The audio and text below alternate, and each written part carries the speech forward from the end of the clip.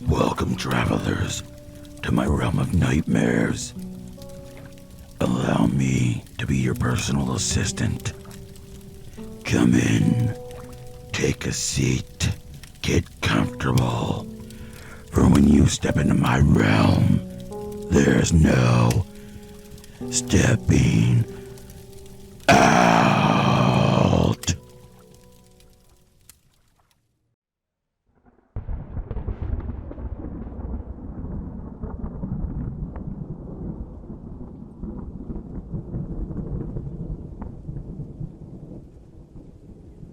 Rain.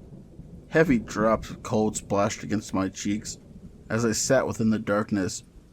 An indescribable shape of blackness wrapping itself eloquently around me, suffocating my life whilst choking at my world.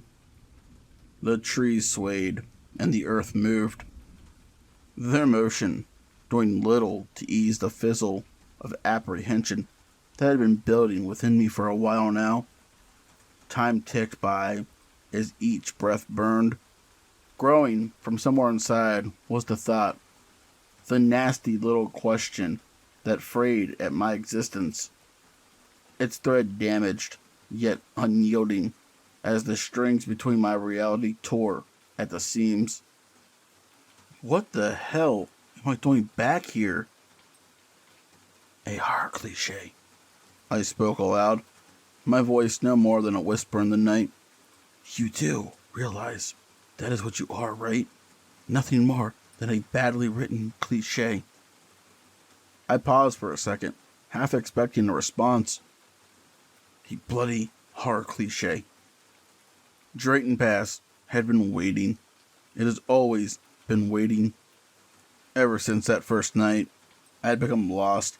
I had become trapped within two completely different, yet incredibly painful ideas. Each were direct and obviously contrast of one another. Logic and passion, thought and feeling, planning and instinct. On one hand, I had experienced the unexplainable within the empty, desolate halls of Drayton, and it had terrified me. It was clear that something was in there, and it was clear that something was watching. But at the same time, I had still felt a compulsion, an odd sensation of longing which seemed to fester from somewhere deep and hidden within.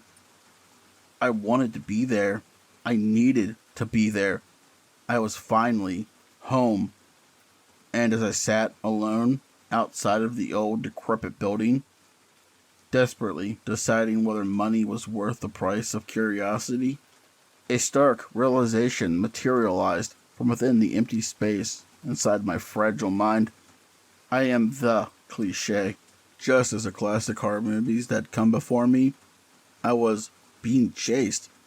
At this moment in time, however, as I sat within the rain, bathed in the stars, and awash within the bleeding black of the night above, there was no immediate danger to speak of, but I was acutely aware of the fact that there very well could be if and when I eventually decided to venture back inside. My second shift was about to begin, and I had to make a choice. The mask-faced killer from Scream, Jason Voorhees from Friday the 13th, Freddy from Elm Street. Take your pick. It did not matter the specific applicator of my demise, only that the possibility of danger inside was clear and physically apparent. And, just like the protagonist that had come before me, I had a simple choice. Would I run straight out through the front door, out into the street, and outside to summon the required help in order to save my own life? Or would I climb those proverbial stairs, move upward, deeper into the house, and relinquish all hope in order to satisfy a tried and tested trope? In that moment, the question was meaningless. After all, with all my accomplishments considered, with all my actions, with all my memories, my moment, and my thoughts, my life was nothing more than that of a two-dimensional character. In that moment, surrounded in the rain and soaked in fear. I knew my own self-worth. I deserved to climb those stairs.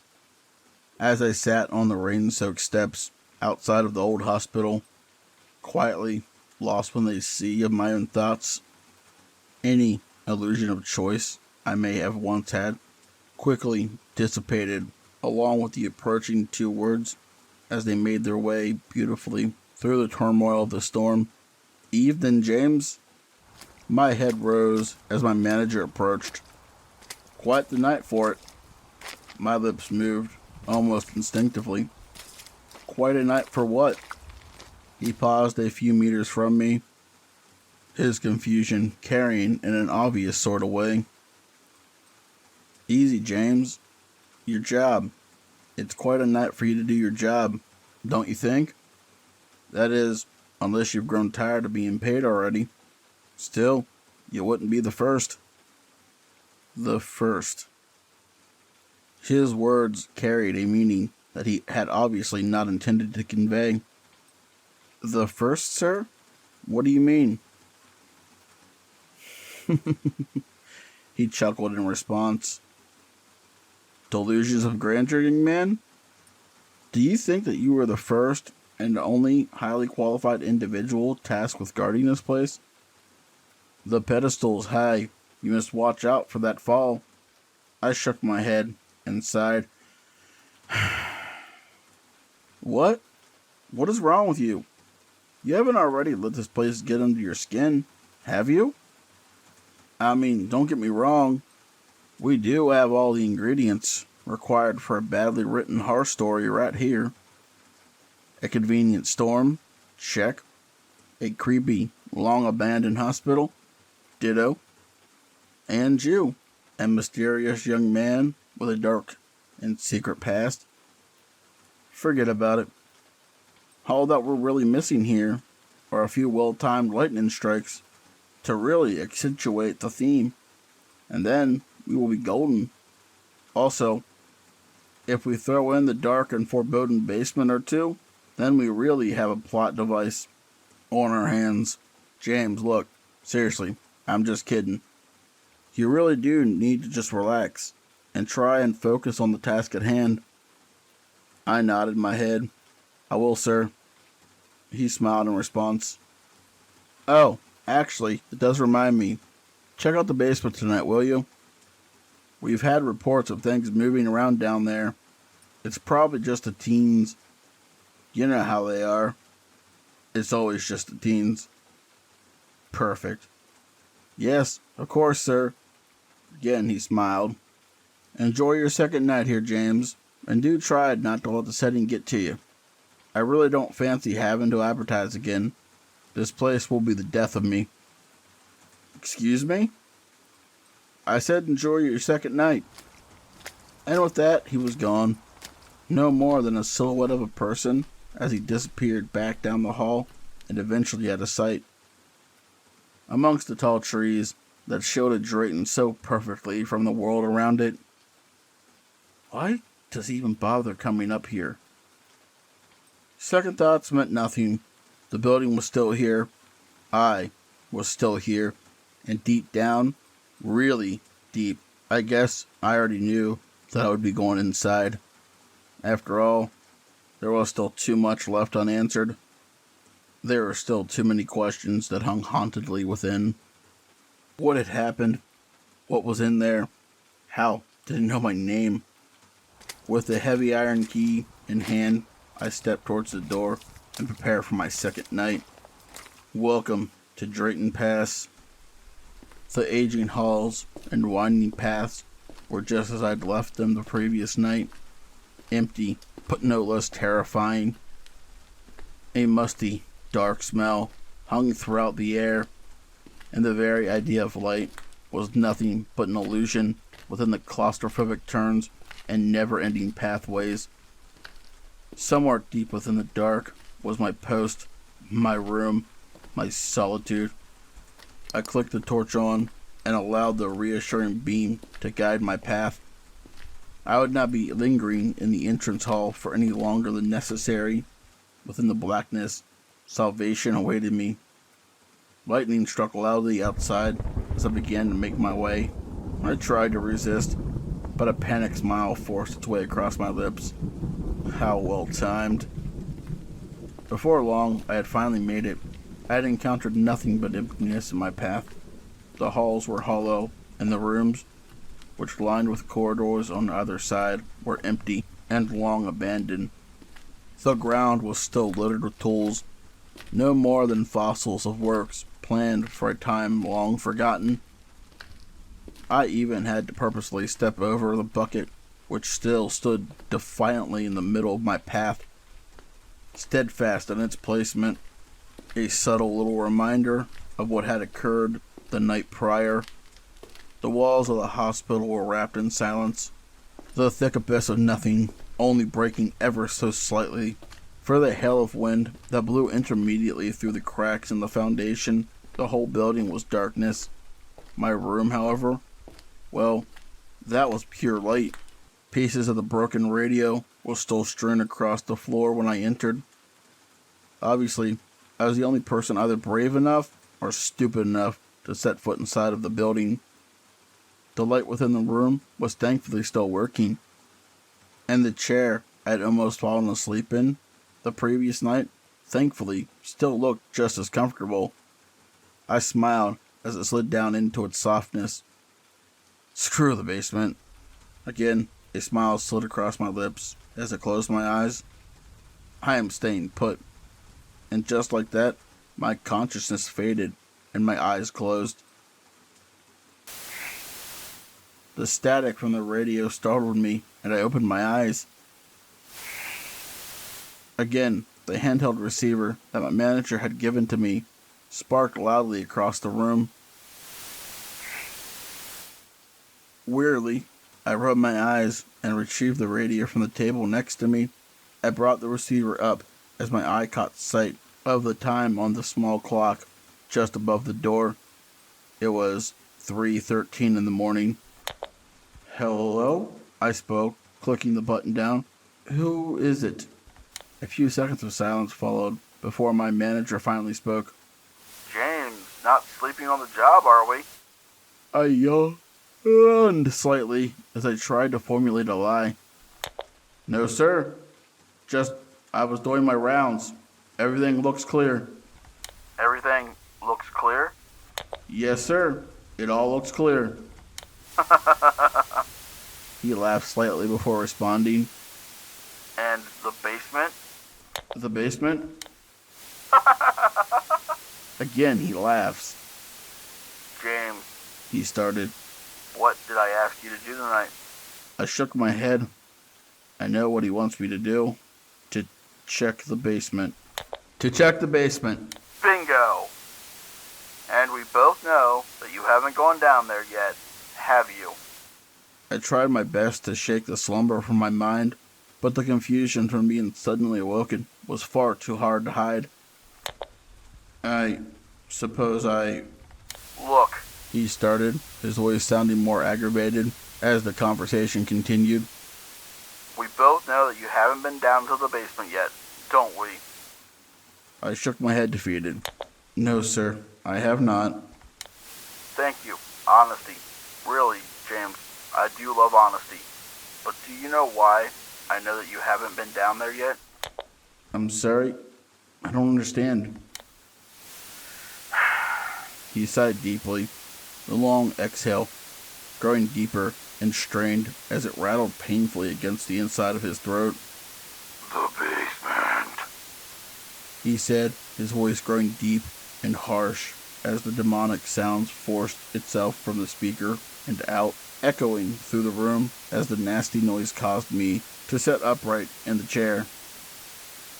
We know. He continued, his vocal morphing into a strained and guttural sound that played unpleasantly upon the ears.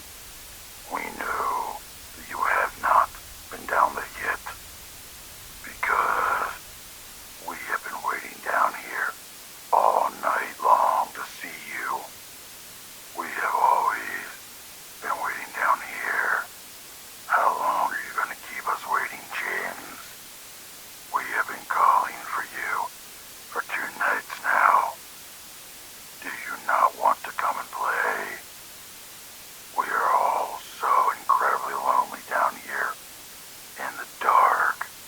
My heart, I could feel it, the force of it, the weight of it. It struck against me from that space within, straining, fading. The room spun as the light above me flickered slightly. A crackle of laughter escaped the radio within my hand, the weight of it almost unrecognizable as the static meshed nicely with the unsettling noises coming from within my palm. Come and keep us company, James. We are all so cold down here. We could use your warmth. Horror. That was all that my mind kept coming back to. As the voice within my hand continued on as it spoke with my manager's voice, all that I could think about was horror. Not the feeling, not the notion, not even the word itself, but the actual genre of horror. He was right. Not the voice within my hand, not the demonic and dark charlatan which spoke with his tone, but the actual man whom had spoken with me outside in the rain, my manager. Everything was here, the setting, the plot, the themes and characters. This may well have been a horror story, one in which I was the reluctant protagonist. I am nothing more than a two-dimensional character. But as much as I wished to pretend that these events were not happening, as much as I wished for myself to simply become a character in a story, a cheap vessel within a generic tale of nastiness, one with an obvious and predictable ending, I knew that unfortunately I could not. After all, this was real life, and the unreal was now beckoning me, commanding me, welcoming me. My fingers shook as I clicked the button on the radio. Who are you? Silence. Hello? Silence. Are you there? Silence. The sounds of my labored breath were cut short as the static hissed out once more, and the voice spoke again. James, it's just you and us in this big, empty building. Why don't you come down here and keep us company? The light above me flickered again, and then slowly burnt into darkness. It's just you and us. A harsh layer of blackness fell across the room and spread throughout the long, long corridors of Drayton Pass. It moved out from inside of my room, out into the empty halls, past the turnings and around the corners, which I couldn't see, lining the passageways with horrors while concealing any potential danger which may await me upon my escape. Darkness stretched the hallways to impossible lengths, pulling at them, tearing at them, as my sight betrayed me, and I fumbled with my torch within a panic. I knew that any road to the outside would be a long and terrible one. I was firmly within the shadows, in the center of the hospital, and I would have to venture into the unknown to get back out. The beam of light which forth burst from my torch was no longer reassuring. We have the house to ourselves. The last words from the radio faded out amongst a static mess of laughter, before finally fading out. After an eternity of nothing, I was left in silence, coated in darkness, and stranded in nothing. Well, you wanted answers. The hallway outside of the door in front of me seemed to stretch on forever as I moved the beam from my torch. Here we go. I slowly moved forward, my hands shaking frantically as the beam of light once again danced with a spasm across the hallway before me. The sensation of deja vu was unsettling. 24 hours ago, I was standing in the same position, adrenaline ablaze, and my mind entangled in fear. But yet again, here I was, standing in the unknown, whilst trying to make out shapes within the dark.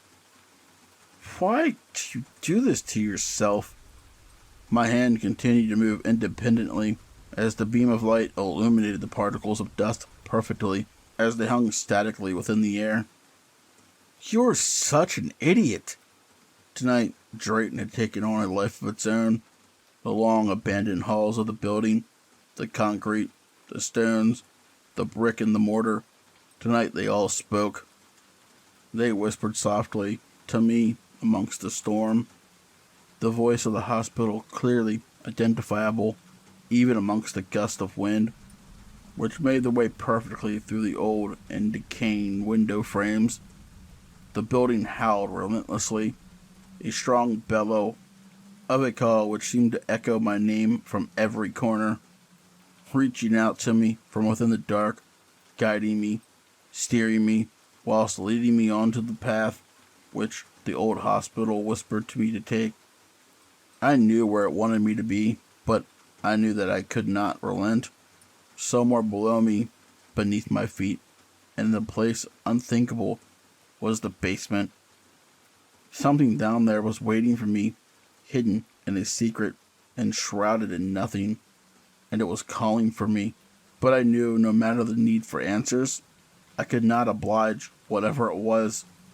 Death was waiting for me, no more than mere mirrors beneath my tread, and like those who had come before me, I knew that I needed to make my choice. In that moment, I knew the type of character that I wished to be. Leave the house the first chance you get. As the thought solidified within my mind, my resolve strengthened, and the realization that the answers were not worth the price of admission intensified. I decided to simply run for it. I did not wait, I did not give it time, and I did not conform to the trope expected of those within my situation. I just ran, the light within my hand tore with a frenzied motion against the encroaching blackness as I pushed through the tight and terrible halls of the hospital. My chest strained and my thoughts burned. Get out now! This is too much! A flash of lightning smashed against the shadow of the halls as I moved, framing my escape in cliché fashion. It's not worth it. Do what you do best. Drift. Self-preservation was my motivation. My mind unthinking as I made the sharp turns. My brain empty as I negotiated the tight turns and hammered down the horrific halls. Nothing would stop me. This was my stop, and I would not be lingering on this journey any longer. But suddenly, my escape came to an abrupt conclusion. Where is it? It was gone. The doorway, which I had entered through, the walls were a lie. Standing there, torch in hand, chest beating louder than that of any storm. I could see that there was no discernible trace that a doorway had ever existed within the framed stone walls which stood before me. Suddenly, I became aware of my hand as it trembled at my side. What is going on? The weight within my grasp was obvious as it hissed in disapproval. The radio once again lit up, its static and message a firm reminder that no matter my choice, I clearly was reduced to nothing more than a sum of my choices. I could run forever, but I could never escape my destiny. After all, my life was nothing more than a badly written story. The demonic voice growled with a fever from the device in my hand. Almost immediately, the abrasive noise of metal against metal forced itself violently out from the radio. The terrible tone tingling terrifyingly through the tense and torrid torment of the storm, which continued to lash heavily above my head. Going so soon? My heart skipped a beat. The noise is coming from behind me. It is behind me. Time slowed. Nothing made sense anymore. My life up until this point has been nothing short of a waste. I had been a creature, a being less than human, living in a world inhabited by things of which I had very little understanding. I was a hermit. I was a loner. I was a ghost. And I had lived my life as such. It had been a life not living, a life not truly alive, and I had been a soul without feeling. I had moved, and I had drifted, but that was all about to change. Here, within the prison of Drayton Pass, there would be no running, there would be no hiding, there would be no moving, there would be no drifting. As the sound of cold metal doors slowly opening behind me echoed against the wall of my prison, I knew that I did not have a choice. There was no ground left anymore. There would be no more running. We are still waiting, James. Why don't you come down here and see us? Reality burned as the realization sank, unsettling in. There's no choice. Through all of my fighting, through all of my curiosity, through all of my hiding, my longing, and my need for answers, through all of it, through the conclusion of my life, my choices, and the consequences, the highs and lows, the inadequacies and confusions, through all of it, it had led me here, and it was here that I knew, as the metal door opened completely before me, welcoming me as it allowed the way down to the basement, that I knew that despite my reluctance, and despite all of my energy and my will to believe that I was anything but, I knew there was a truth that had always been there. I smiled as a tear fell from my eye. I took a step forward towards the door. I am nothing but a two-dimensional character.